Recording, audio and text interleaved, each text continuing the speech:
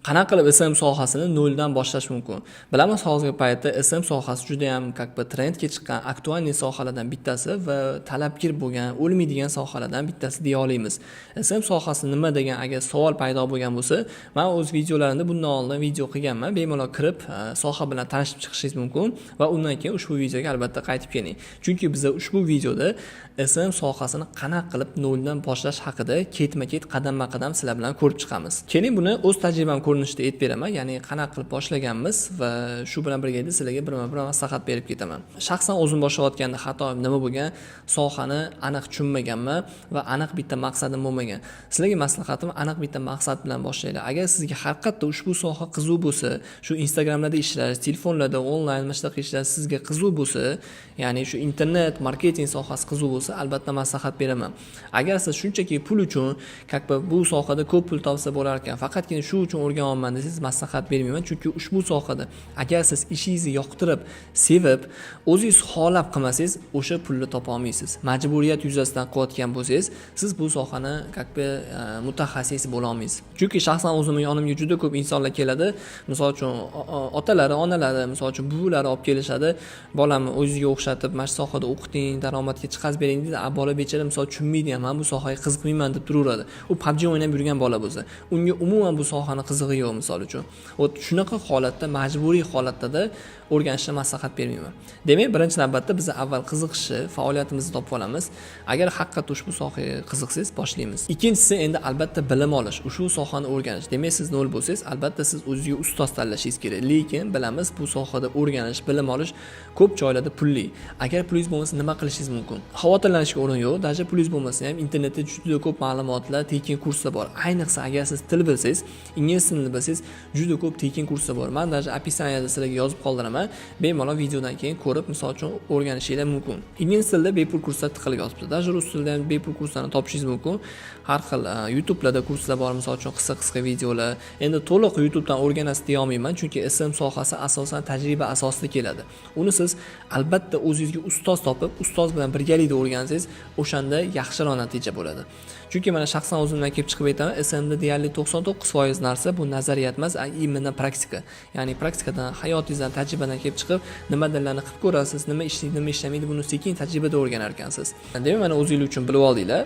Bilim o'rganaman, shunchaki SM nima, nazariy bilim olaman desangiz, onlayn kurslar bor. Endi tajribali ustozdan o'rganaman desangiz, albatta bu pulli kurslar bo'ladi. Misol uchun o'zingizga ustoz topib olishingiz kerak. Ustozni nimasiga qarab tanlash kerak. Chunki hozirgi paytda bilamiz, SM, mana target, mana shunaqa zamonaviy kasblarni o'rgatadigan insonlar juda ham ko'payib ketgan. Xo'p, ularning nimasiga qarab yaxshiligini yoki misol uchun info-tsiganligini ajratib olish mumkin. Hozirgi paytda bilamiz, info-moshennik, info-tsigan degan so'zlar juda ham tanilib ketgan. Xo'p, o'zi nima degani? Info-moshennik degani infolotvoz deyishadi, bilasizlar, subyektivda ham aytilgan mana shu narsalar aniq bitta o'zini кейsi yo'q, faoliyati yo'q, ishi yo'q, shunchaki kurs sotadi. Yo'q narsani sotadi. Birinchidan o'zini hech qanaqa qilgan ishi yo'q. Ikkinchidan u berayotgan kursi hech qanaqa natija olib kelmaydi. Mana shunaqa insonlarni info-moshennik deydi. Realniy ekspert qanaqa bo'ladi? Uni siz кейslariga qarang. Misol uchun qaysi proyektlarni yuritgan, qaysi SM proyektlarni yurityapti Instagramlarni va ular qanaqa natija olib kelyapti. Misol uchun o'shalarni siz ko'rib, analiz qilib, keyin o'sha insonga ishonishingiz mumkin. Shunda ham kursda nimalar o'rgatiladi? Shu bilan tanishib chiqishingiz kerak, kursda metodologiyasi bilan. Misol uchun faqatgina sizga post qo'yishni o'rgatsa, bu juda ham noto'g'ri. Ichida kerak bo'lsa targetlar bo'lsin, iloji boricha sizga kerakli bo'ladigan hunarlar, bilimlar ko'proq bo'lishi kerak. Misol mana shaxsan o'zim aytadigan bo'lsam, men mana O'zbekistonda 300 dan ortiq mijozlar bilan ishlab kelyapmiz. Orasida mana AKFX, Shoh aka proyektlari, Flowers Garden, Jahongir Ortiqxo'jayev proyektlari, Sim universitet, to'g'rimi, Hikmat aka va Zafar Hashimov proyektlari. Shunaqa katta proyektlarni biz yuritib kelamiz. Siz даже ularning Instagram sahifasiga kirib, bizlarning ishimizni ko'rishingiz mumkin. Imенно ustoz tanlayotganda xuddi shunaqa tekshirishni sizlarga maslahat beraman. Ko'pchilik hozirgi paytda afsuski ustoz tanlashda aldanib qolyapti. Nimaga? Chunki shunchaki ularning hayotiga qarab baho beradi. Misol uchun ustoz zo'r mashinada yurgan bo'lsa, u rent kar bo'ladimi? Misol uchun bilmadim, любой birovni mashinasini olib chiqadimi? Shunchaki sayohat, zo'r hayotini ko'rsatsa, mana men bu ustoz ekspert, o'sha SMchi zo'r yashayapti, demak men ham o'qisam, mana shunaqa zo'r yashayman degan narsa bo'ladi ko'pchilikda. U haqiqatda ishlab topyaptimi yoki faqat kursdan pul topyaptimi? Mana shu narsaga ham keraklicha e'tibor berish kerak. Xo'p, endi mana ustoz topdingiz, bilimingiz bor, ushbu sohani o'rganib 1-2-3 oyda kursni bitirib chiqdingiz. Endi mana proyekt topishingiz kerak, ya'ni birinchi mijoz topishingiz kerak. Birinchi mijoz topish yo'llari juda ham ko'p. Bu haqida ham men video qo'yganman, bemalol profilimda ko'rishingiz mumkin. Даже vebinar o'tkazganman bu masalada.